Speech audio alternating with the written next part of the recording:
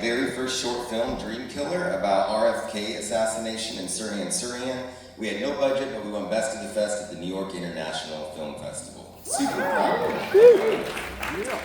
One of my dreams was to be on SNL. Joe, that's Saturday Night Live.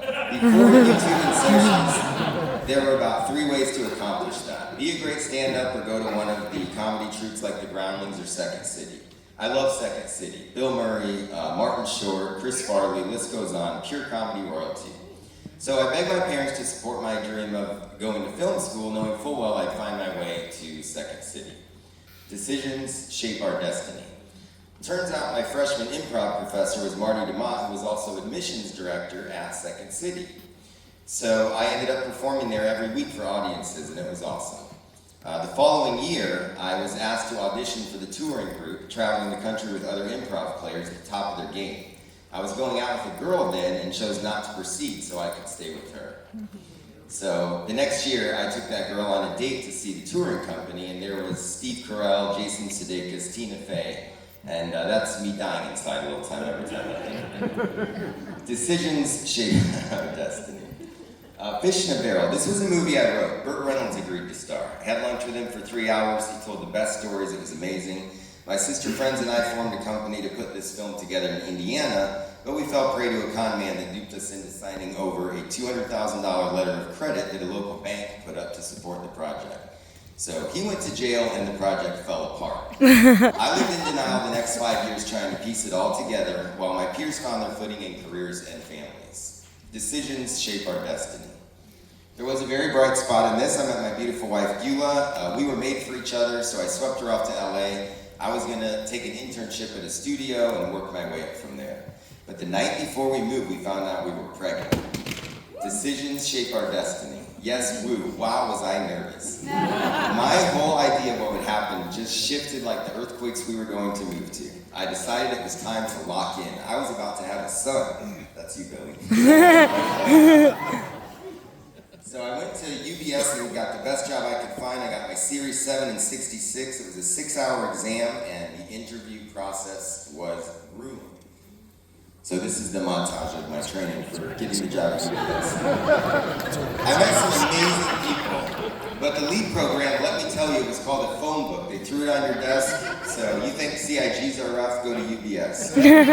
Ultimately, after that, the job just felt a little suffocating. It wasn't a fit for me, so we moved back to Indiana for a fresh start. I was still focused on building the film company and fell in love with intellectual property. I found I had a real gift for identifying book properties ripe for adaptation. I found a novella called The Skin Trade by George R.R. Martin. Really great werewolf story. So mind you, when I started talking to George, nobody knew who he was unless you knew his books. I just really liked the story, so I got the rights, and it was only a few months later that HBO greenlit the Game of Thrones series based on his books, which became a $1 billion franchise and basically opened any door we wanted to get into because we had the rights to another book. Decisions shape our destiny.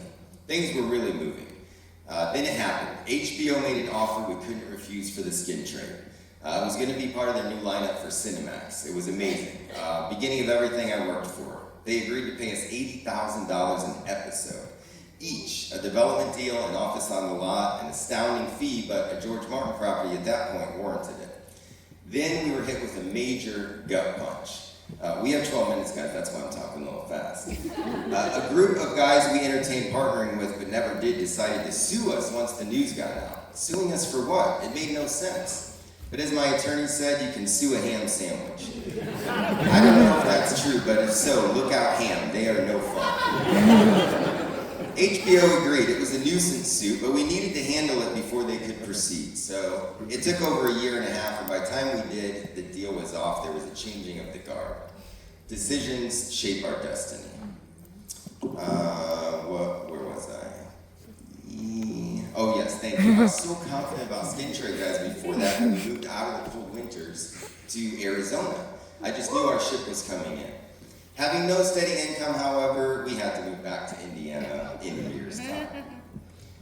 Which takes me back to the beginning. Oh, so that's the George Martin project. So there we are, back to the beginning. Me packing the U-Haul for a long drive back to Indiana. This was my pit of despair. Decisions shape your destiny. At first it felt great moving back to Fort Wayne. My parents are there, my friends are there, but something didn't feel right. It felt too comfortable. I knew Beulah wanted more out of our life together. I knew the kids deserved better opportunities, and I knew I promised more. Someday, honey. So it had me realizing more than ever that I was really limiting myself. Distracted by energy vampires, time-wasting habits, and my financial thermostat was stuck on low. So I begged my higher self for help. I meditated, prayed. I was well familiar with the parable of the drowning man. But did I miss my boat? Did I miss my helicopter? Were they sent and I didn't see them? I'd finally hit the point where the discomfort of my situation was greater than the discomfort of making a change. Some of you may be there right now, where it's gotten so bad, so dark, so mundane, the patterns just keep repeating, and you're tired of convincing yourself that what you're doing is working. You want a better life, a better relationship with your spouse, more opportunities for your children, for yourself. Change the way you look at things, and you'll change the things that you see. We all have choices, and those choices become most crucial when faced with a challenge. Nothing and no one is holding you back from a life worth living except for you. So I got out of my own way, and instead of saying, why or why not, I asked, how can I? And that's how you can do it. You take a breath, you believe in yourself, and you ask, how can I? The next morning, that's not all you got here, right? Some of you had a harder time than others, but you got here. The next morning, an interesting thing happened. My higher self started working for me. I was at Planet Fitness on that treadmill, and that very first video that we played is the first one that came to me. Now check this out, this is crazy. This is my YouTube feed. On August 22nd, I was researching Vampirella, one of our book properties, and on August 23rd, I started looking at all of these videos about abundance and wealth. It was pretty amazing. I went down the rabbit hole, and that same day, if you look at the circle there, I found Symmetry Financial Group. This is my actual YouTube history. I rewound all the way back to 2016. I knew insurance was flexible and lucrative, but then I saw the ad with cold calling, award-winning culture. I found Symmetry through Chris and Lawrence Cook's office. Decisions shape our destiny. Then, lo and behold, it happened. My ship came in. At first, it was a little rowboat, right? A highly duplicatable systematic income, and then it was a cruise liner. I could hire other people, and I did. One of my best friends, Steve Devine, wherever you are, Devo. And I continued showing other people this amazing opportunity. And now this rowboat turned into a mega yacht, like the one from Succession Season 2. And it's filled with some of the coolest people I've ever gotten to know, with plenty of room for more. This opportunity is the closest thing to a time machine that I could ever imagine. It only took me a few years to reclaim the last 20. And I still get to work in two fields that bring me enormous joy and fulfillment. As for Arowana, we are actively raising capital, and that's my film company, assembled a strong portfolio of film and TV rights, including New York Times bestselling Wish by Barbara O'Connor, which we're developing into a feature, and the Vampirella universe, which I believe can be $1 billion franchise. We even beat out Ben Stiller's company for the rights. And if it weren't for Symmetry, I'd have most likely have to let all this go. These books cost money to acquire and develop, and sometimes the window of opportunity is extremely small. And we got to move back to Arizona. I love those pictures. Yeah. To a gated community with a pool. Billy earned his blue belt in, talk about your family, it's like, blue belt in Jiu-Jitsu. Somebody else read this. Jacob got to play basketball at the Footprint Center. Oh my God, this is my grandma's funeral. Oh my God. Love you, Mark. Thank you, guys. You and I will be celebrating our 18th anniversary next week, and the boys have the Iceland for a school trip next week.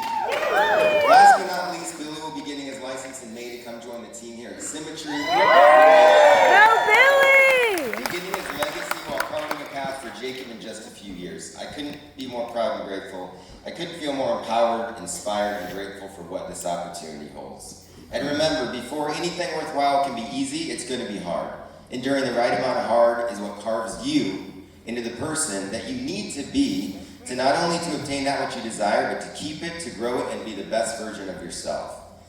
But you must do the work if you want the rewards. You must be willing to fail as many times as it takes before the universe sees that you're ready to receive.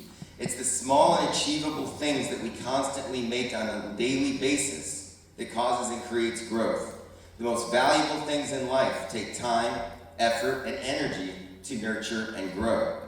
I know a lot of people thought I was just on to the next. Maybe you have doubters too. But never bet against the champion. Amateurs quickly become demoralized by setbacks and defeat, and quietly sink back into their comfort zones. But champions learn that large-scale success is based on a series of comebacks. We know that setbacks are really setups for comebacks. And if you're always checking those boxes, making those dials, attending events like these, and showing this opportunity to everyone you can, you will create something greater than you may be able to see today. I promise you this. Where else can you go that provides you with the opportunity to build a legacy and earn your way into a permanent, dang, I did really good. I could have left like 5 paragraphs in here. Guys, where else can you go? I'm gonna talk about the Gillums now. They were amazing, you guys. I promised Jared I would do that.